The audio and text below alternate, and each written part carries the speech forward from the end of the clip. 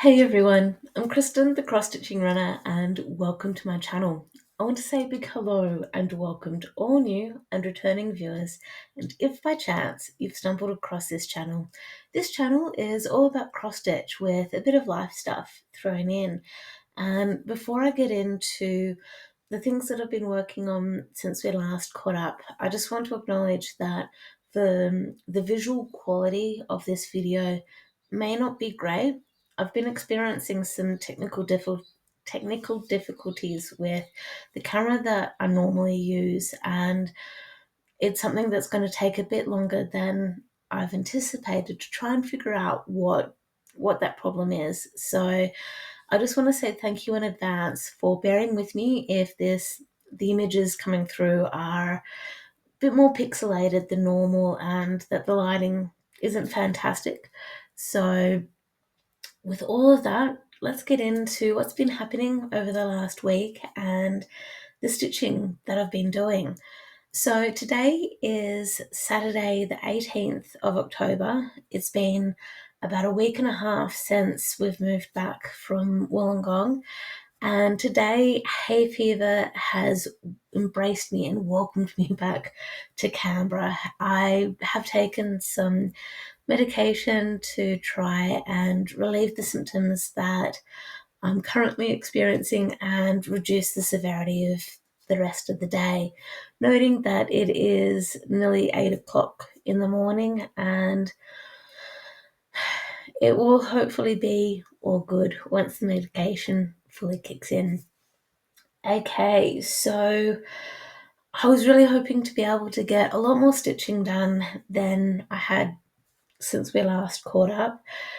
I have been making an active effort to be a lot more physically active, which has meant that I, for 4 days this week, gotten up at about 5 o'clock in the morning and got myself into Civic, which is about a 20 or so minute drive from where I am in Canberra, and gone to the gym. So before I moved up to Wollongong, the routine I was in was on Monday through to Friday, every day for for those 5 days.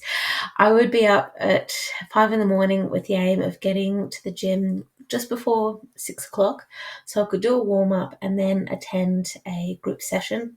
Sneezes. Sorry about that. Hopefully we won't have too many more interruptions right like that. I had a sneeze coming on and it wasn't going to be a pleasant experience.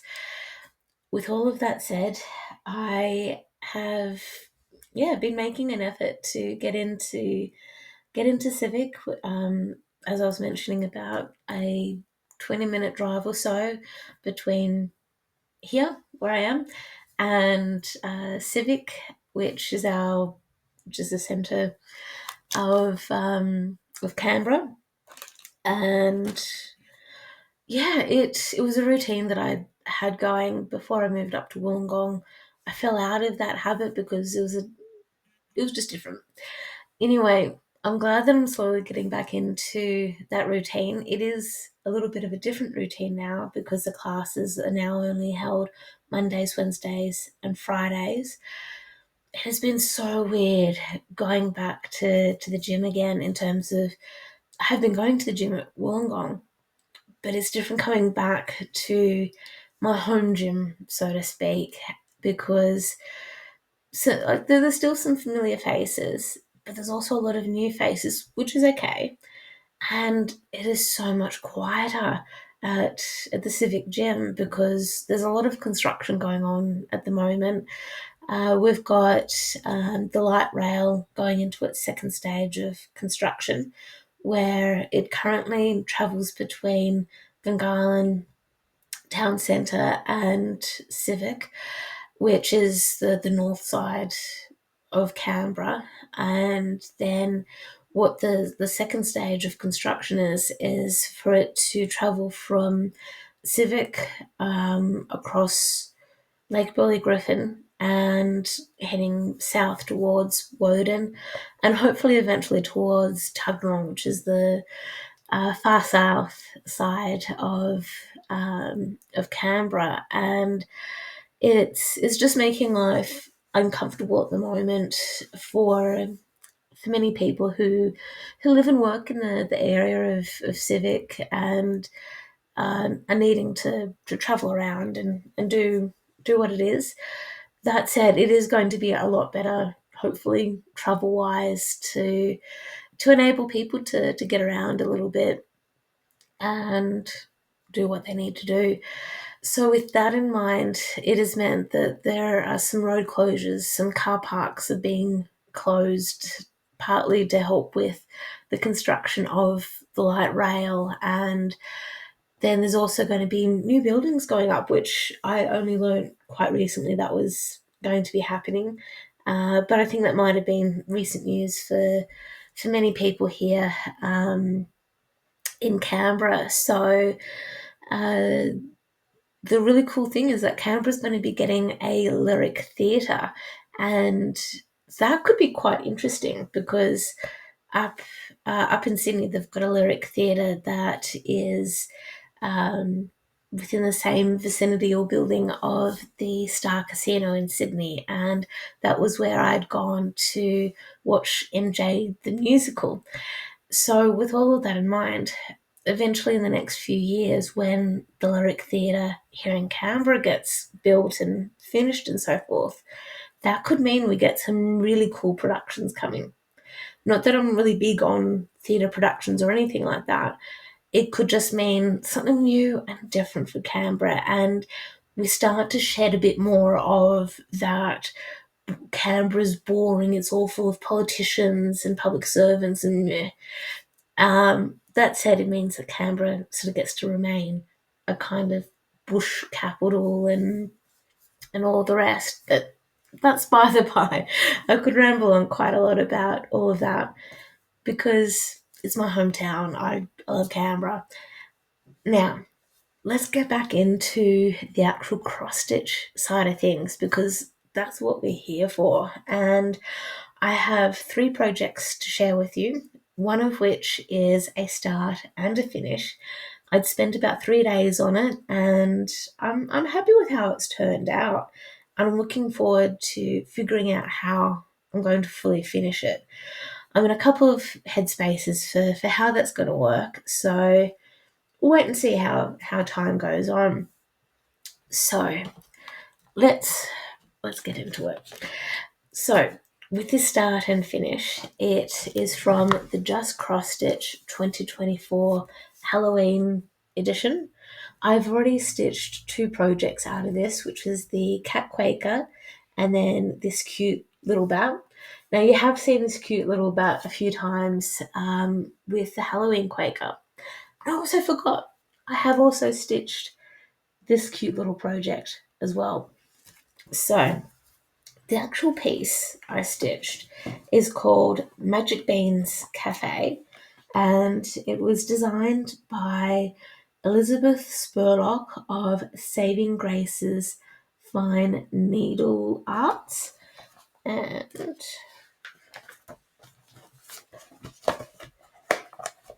this is the finished design. I'm sorry if it's not showing up very well. I have been experiencing some technical difficulties with the camera that I normally use for filming the Flosstube, so that's partly explaining why lighting may not be great. Hang on, I've got another sneeze coming on. Okay, so the next project that I have to share with you, I have spent maybe an hour maximum or so on last night, and it is based on the artwork by Randall Spangler called Trick or Treat 2. This particular piece is going to look a little different to the artwork of Randall Spangler and the any stitching that we see people doing for this project, because I had bought this particular pattern from Etsy years before I properly realized that there aren't a lot of, there are some, there are some liars on Etsy who steal people's artwork. And I then put this particular piece into the naughty corner for a while because I felt conflicted about working on it, and I felt horrible about it because I got caught out and I should have done due diligence, and I didn't think that I needed to because I thought I was supporting an artist, but in this case it wasn't the way that I thought it would be. So the cover page that I'm sharing with you is the artwork by Randall Spangler, charted by Heaven and Earth Designs, and it's called Trick or Treat 2. And this is roughly what it's going to look like when it's done. And I'm stitching this on 16 count pink Ada that I've had in my stash for quite some time. And this is where I'm up to so far. I've been working over on the edge here, and I'm about 6 to 10 stitches away from getting to the very end of the project for that side. And then I'm going to work down and continue working down. And here is where the moon is going to be. And I've been just working on that area there. So I'm really looking forward to getting further down into the details of the house, and then getting even further down for where we see the kids who are doing trick-or-treating, and then seeing the all the details that are down that way. What I'm also looking forward to is eventually stitching this actual chart, and as much as I practically could try and merge the two together, I don't think it will work as well as what it should, because I just don't think merging the two together would do this piece justice. And I do love the artwork of Randall Spangler. I admire the other pieces I've seen other Flosstubers work on over the years and currently working on too. What I also love is that I know that Kim Hollenbach on Flosstube, and also the amazing admin person for Full Coverage Fanatics, she's stitching this piece as well, and I love seeing her progress on this because it gives me the motivation to get the piece out and get some stitching on it. So that is that bit of progress. And the next piece that I have to share with you is Halloween Quaker 2. It's Halloween Quaker anyway, by Lila Studio. It is a slow work in progress, and I also need to acknowledge that lighting, tiredness, and my inability to properly count have all factored into the latest motif that I have finished. So this is, let's get this around the right way. This is roughly what it's going to look like when it's done. I am stitching this on 32 count, I believe, linen. 36 count rather, 36 count linen, called Turbulent, dyed by Paddock Lane Designs. And this is where I'm up to so far. And the motif that I finished is the one that we see for the three skeletons, with a bit of the yellow as well. With that particular motif, I am out by 4 to 8 stitches. And it is what it is. I really don't want to frog it and redo it or anything like that. So I've just made do with what it is. And I've also used the variegated yellow thread of Buttercup by Cottage Garden Designs. And the dark brown that we see is called Big Head Want Dolly, which is a special edition thread that had been dyed for one of the Gilmore Girls stitching boxes. So, with all of this in mind, I am going to now come back up to where we see the blue flower up here and work across, so I can work around this skeleton motif and hope that I haven't thrown out the rest of the pattern and the rest of the stitching.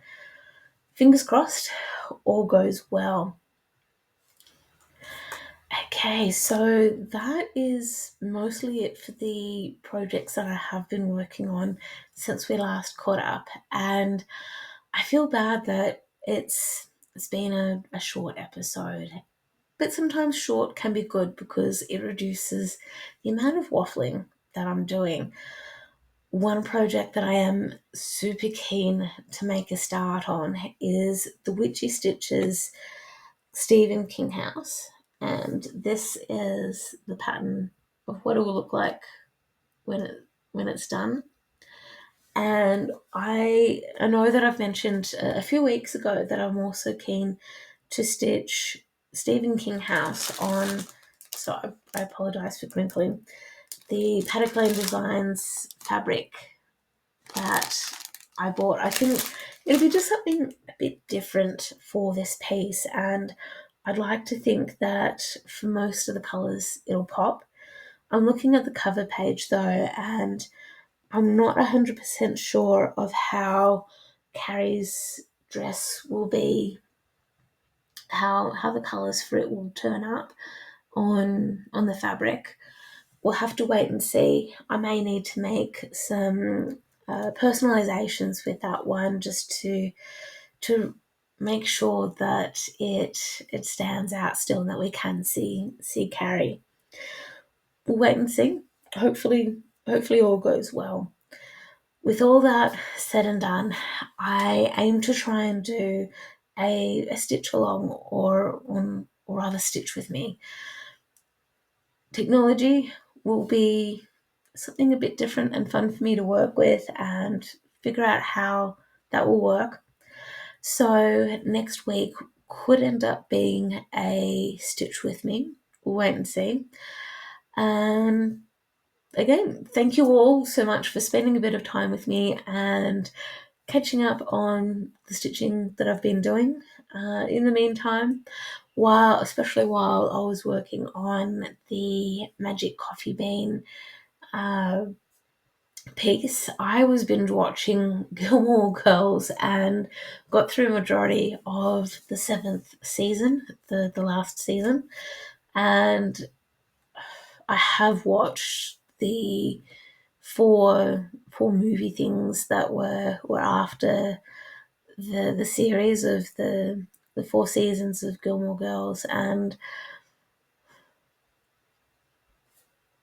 not a huge fan. So it means that I probably will go back to the very start of the series again, season 1, episode 1. I must say I do prefer the first few seasons of Gilmore Girls by comparison to the later seasons. But I think that's also become a personal preference, but it's just as I've gotten older and experienced different things with life, my opinions on